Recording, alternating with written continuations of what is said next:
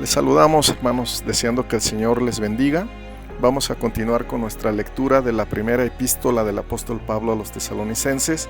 En esta ocasión vamos a leer el capítulo 5, los versículos 1 al 4, que dicen de esta manera: Pero acerca de los tiempos y de las ocasiones, no tenéis necesidad, hermanos, de que yo os escriba, porque vosotros sabéis perfectamente que el día del Señor vendrá así como ladrón en la noche, que cuando digan paz y seguridad, entonces vendrá sobre ellos destrucción repentina, como los dolores a la mujer encinta, y no escaparán.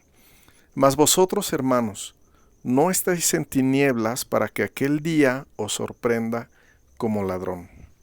Este pasaje habla de un día que en la Biblia se le conoce como el día del Señor, y también de cuándo será ese día. Por esto dice el apóstol Pablo: pero acerca de los tiempos y de las ocasiones, no tenéis necesidad, hermanos, de que yo os escriba, porque vosotros sabéis perfectamente que el día del Señor vendrá así como ladrón en la noche. Pero ¿a qué se refiere el apóstol al usar la expresión el día del Señor? Recordemos que muchas de las expresiones de los escritores bíblicos asumen que los oyentes ya tenían la enseñanza de lo que se había dicho previamente, por ejemplo en el Antiguo Testamento. Y en este pasaje el apóstol Pablo da a entender que la iglesia de Tesalónica también ya tenía la enseñanza del apóstol Pablo acerca del día del Señor. Así que vamos a ver a qué se refiere este día. Primero vamos a ver lo que dice este mismo pasaje y después lo que se menciona en algunas otras partes de la Escritura. Este texto dice sobre el día del Señor que cuando los hombres digan paz y seguridad, va a venir sobre ellos destrucción repentina. Entonces, el día del Señor se refiere a un tiempo de juicio y de destrucción que vendrá sobre el mundo entero. El apóstol usa la expresión cuando los hombres digan paz y seguridad, hablando de algo general, no de una nación solamente. Por lo tanto, este tiempo de destrucción, como se menciona en este pasaje, es algo que ocurrirá sobre el mundo entero. Cuando la Biblia usa este término, destrucción, podemos pensar quizá en edificios, pero también debemos de pensar en fortunas, en fama, en empresas, en marcas, corporaciones, en formas de vida que el hombre sin Dios ha hecho. Todo eso será destruido. Todo el orgullo de los hombres, toda la soberbia. Dice la Biblia que los hombres vivirán aborreciéndose unos a otros. Todo eso será destruido. Entonces el día del Señor se refiere a un periodo de juicios globales que van a venir sobre el mundo entero. Y esta enseñanza sobre el día del Señor no se comenzó a dar solo a partir del tiempo de la iglesia, es decir, desde hace 2000 años hacia acá, más o menos 2000 años, sino que se enseñó desde el Antiguo Testamento. Vamos a ver algunas de las escrituras que hablan del día del Señor. Una de ellas es del profeta Isaías, cerca de 700 años antes del tiempo del apóstol Pablo. Él dijo: aullad, porque cerca está el día de Jehová. Vendrá como asolamiento del Todopoderoso. Por tanto, toda mano se debilitará, y desfallecerá todo corazón de hombre, y se llenarán de terror, angustias y dolores se apoderarán de ellos. Tendrán dolores como mujer de parto. Se asombrará cada cual al mirar a su compañero, sus rostros de llamas. He aquí, el día de Jehová viene, terrible y de indignación y ardor de ira, para convertir la tierra en soledad y raer de ella a sus pecadores. Esto está en el libro del profeta Isaías, capítulo 13, versículos 6 al 9. Así que vemos que el día de Jehová o el día del Señor se refiere a un tiempo de juicio universal que no solo era enseñado desde el tiempo de la iglesia, sino que era enseñado ya desde antes a los judíos. y ellos también identificaban que este día se refería a un tiempo de juicio global.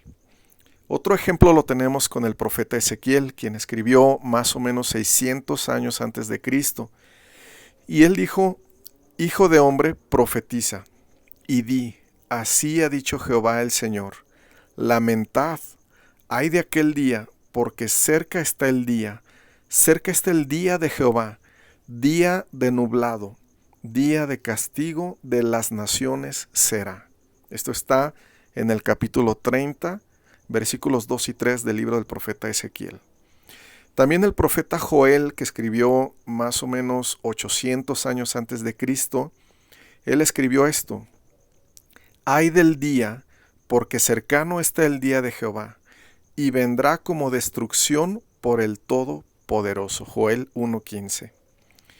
Unos 600 años antes de Cristo, también el profeta Sofonías dijo: Ni su plata, ni su oro podrá librarlos en el día de la ira de Jehová, pues toda la tierra será consumida con el fuego de su celo, porque ciertamente destrucción apresurada hará de todos los habitantes de la tierra. Esto está en el libro del profeta Sofonías, capítulo 1, versículo 18. Y el mismo profeta dice: Congréguense y mediten, oh nación sin pudor, antes que tenga efecto el decreto y el día se pase como el tamo, antes que venga sobre vosotros el furor de la ira de Jehová, antes que el día de la ira de Jehová venga sobre vosotros. Y él daba a entender con estas palabras que antes de ese día Dios daba oportunidad a las naciones para la reflexión, para el arrepentimiento. Pero a lo mejor nosotros nos preguntamos, ¿por qué la iglesia de los tesalonicenses quería saber cuándo sería el día del Señor? ¿Que no era mejor evitar este tema? Pero no solo la iglesia, veamos que también los discípulos del Señor Jesucristo le preguntaron diciendo: Dinos, ¿cuándo serán estas cosas y qué señal habrá de tu venida y del fin del siglo? Como podemos leer en Mateo 24:3. Así que hay y ha habido una expectación en la iglesia y desde el tiempo de los discípulos sobre cuándo serán estas cosas. Por lo cual el apóstol les escribió a los tesalonicenses diciéndoles: Pero acerca de los tiempos y de las ocasiones, no tenéis necesidad, hermanos, de que yo os escriba, porque vosotros sabéis perfectamente que el día del Señor vendrá así como ladrón en la noche. Así que es conveniente para nosotros saber si también tenemos esta expectación. Porque si queremos saber cuál es nuestra condición ante Dios, es decir, si nuestro corazón está preparado delante de Dios, estas preguntas son claves. ¿Anhelamos que el Señor venga? ¿O quisiéramos que no viniera, al menos el día de hoy? ¿Evitamos estos temas o queremos escuchar estos temas sobre la venida del Señor? ¿Nos preparamos para ser arrebatados con Cristo en ese día o trabajamos solo para las cosas que han de ser destruidas? Hay pastores de algunas iglesias que dicen que ellos no predican del día del Señor ni de sus juicios, porque dicen que la iglesia y las personas se asustan. Pero ¿qué indica el hecho de que una iglesia se asuste y no quiera saber sobre este día? ¿Qué es lo que indica? Que alguien que se llame cristiano no quiera saber del día del Señor.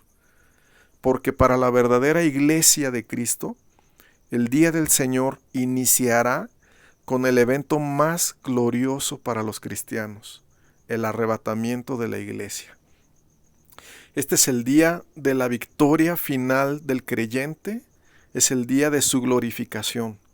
Es el día cuando nos congregaremos todos en victoria, los que seamos arrebatados y los que sean resucitados. Estaremos para siempre con el Señor. Veamos que no hay esperanza más grande para el cristiano que ser arrebatado con Cristo. Ese día es un día de gloria. El día del Señor inicia con el evento más esperado por toda la iglesia, la glorificación de los creyentes y la resurrección de los muertos.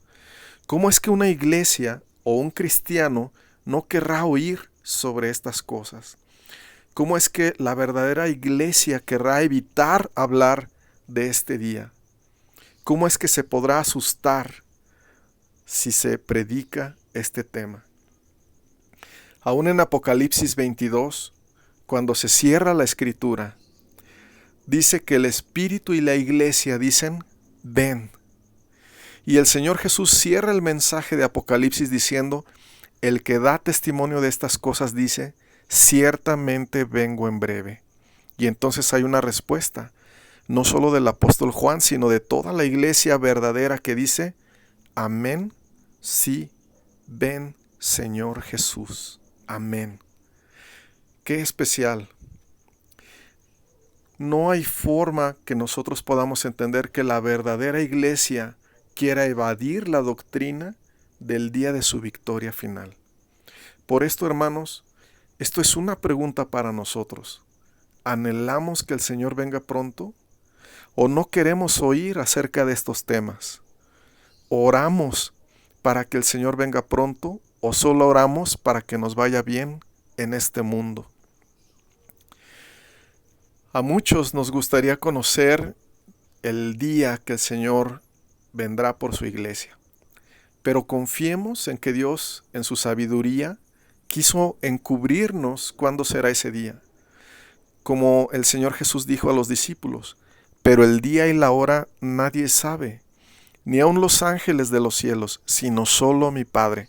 Esto está en Mateo 24:36. Debemos considerar la gran bendición de que Dios encubriera cuándo será ese día para nosotros. El hecho de que Dios encubriera ese día, guardara ese día, nos guarda y nos permite caminar en la forma que Dios quiere que caminemos en este mundo.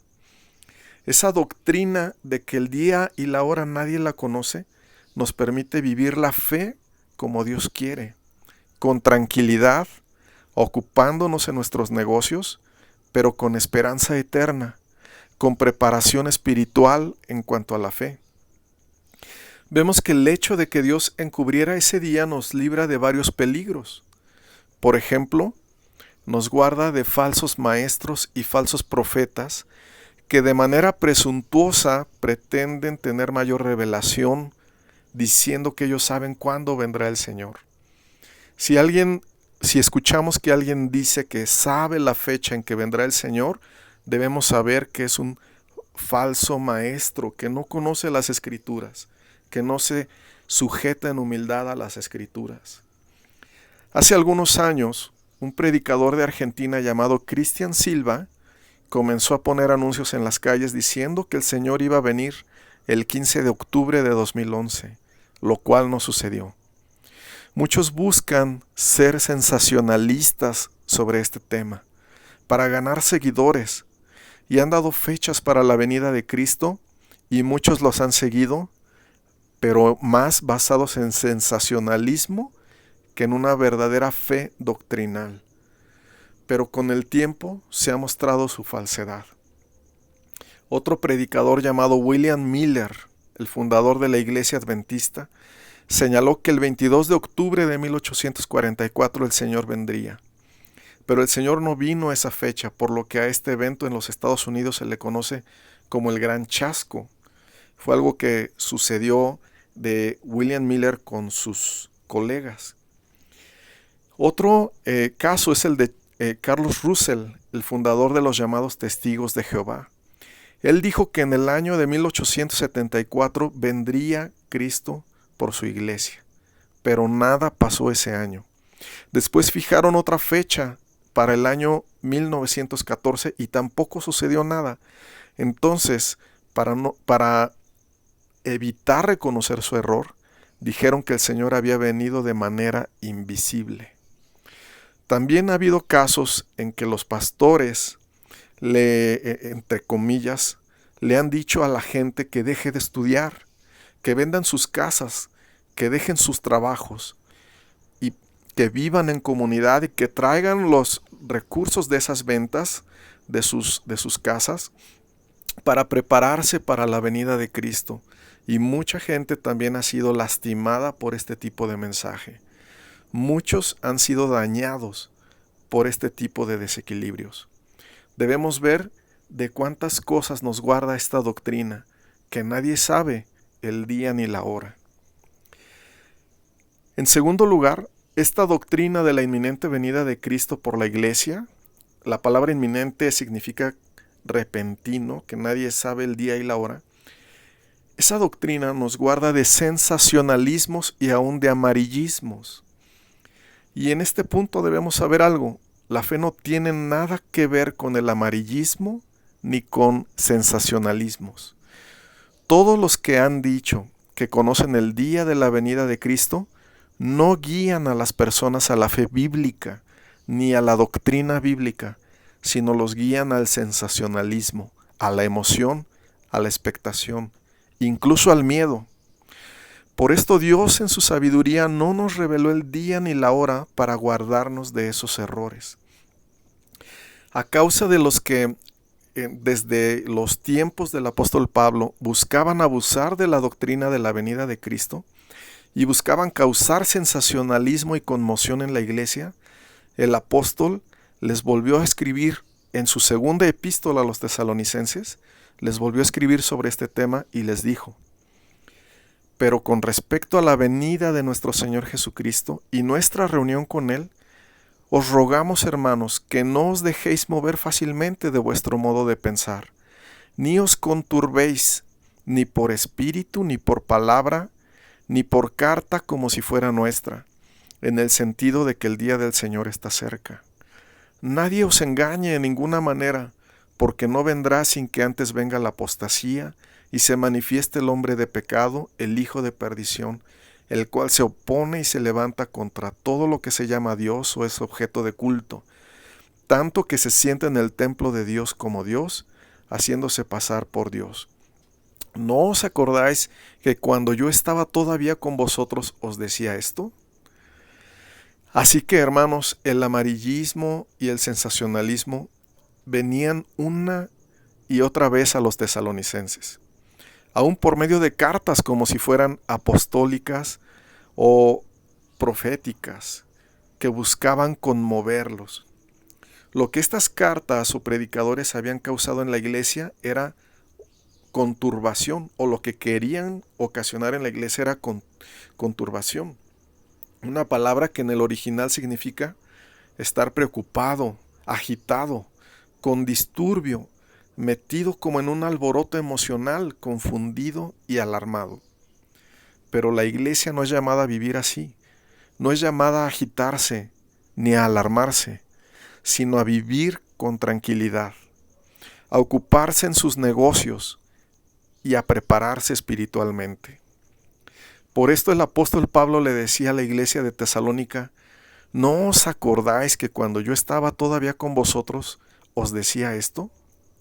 Y les decía: os rogamos, hermanos, que no os dejéis mover fácilmente de vuestro modo de pensar, ni os conturbéis, ni por espíritu.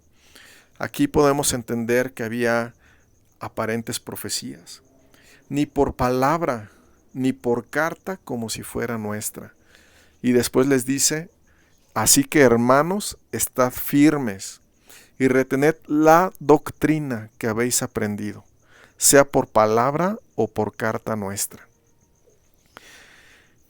A partir de entonces, quienes buscan sensacionalismo siguen viniendo a la iglesia de este tiempo, con temas que van desde la segunda venida de Cristo por la iglesia o sobre una variedad de temas. Como iglesia seguimos recibiendo, al igual que los tesalonicenses, estos mensajes sensacionalistas. Pero ¿qué debemos hacer?